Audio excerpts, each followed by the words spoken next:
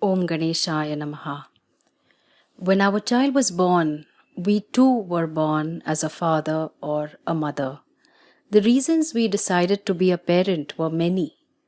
To carry forward the family legacy, to have a living symbol of our love and commitment, family pressure, ticking of the biological clock, to complete the family, or contraception precautions were not taken, or thinking that children will take care of us as we grow older. The Vedic tradition looks at parenting as a sacred responsibility. In helping to create life, you are a divine being.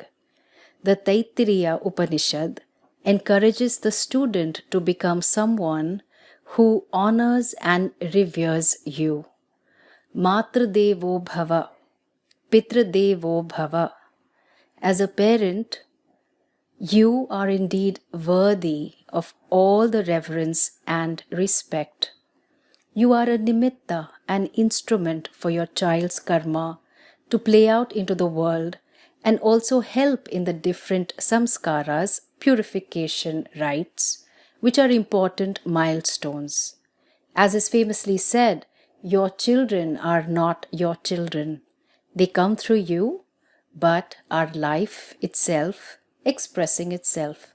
To have a santana or a child is considered a wealth, referred to as Santana Lakshmi, and you are much the richer for it. As a parent, you come very close to loving unconditionally, and as a child, you come very close to being loved unconditionally.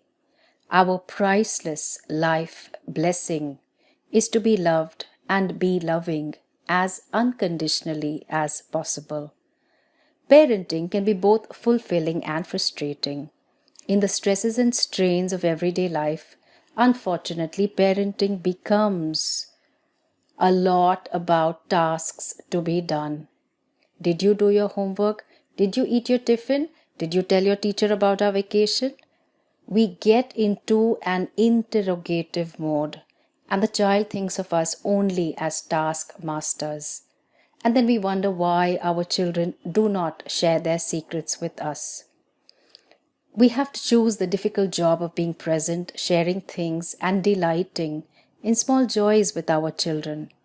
Both parents and children come to me with their issues, and a lot of the psychological problems we see today in adults is because of how children were treated.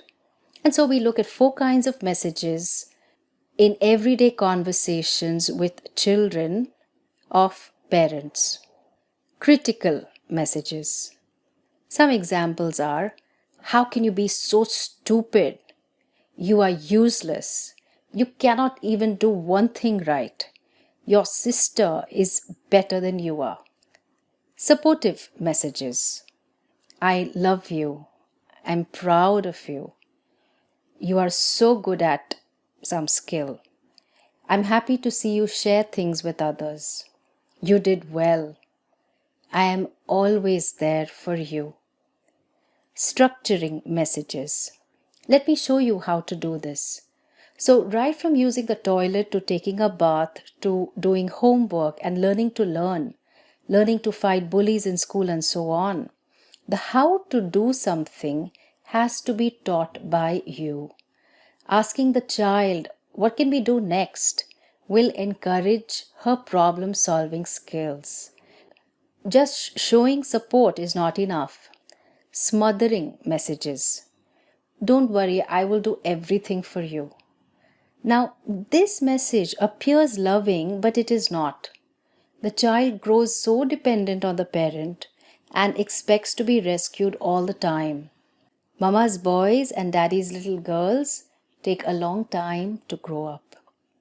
As a parent, you are trying your best. We make the effort to have more supportive and structuring conversations with our children. If we have grown up in a critical family, then we have to grow and heal from that and do the work to be present for our children. Of course, there is no such creature as a perfect parent. you do what you can, and recognize Bhagwan's principles that shape all karma. Then you can relax in that understanding. I want to conclude with a very beautiful poem. What does your child live with? If a child lives with criticism, he learns to condemn. If a child lives with hostility, she learns to fight. If a child lives with ridicule, he learns to be shy.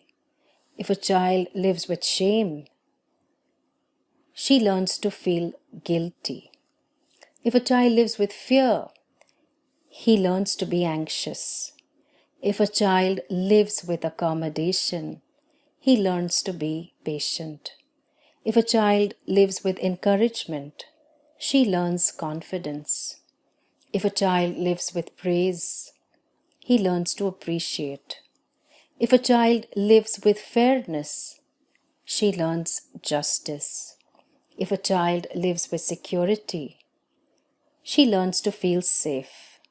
If a child lives with approval, he learns to like himself.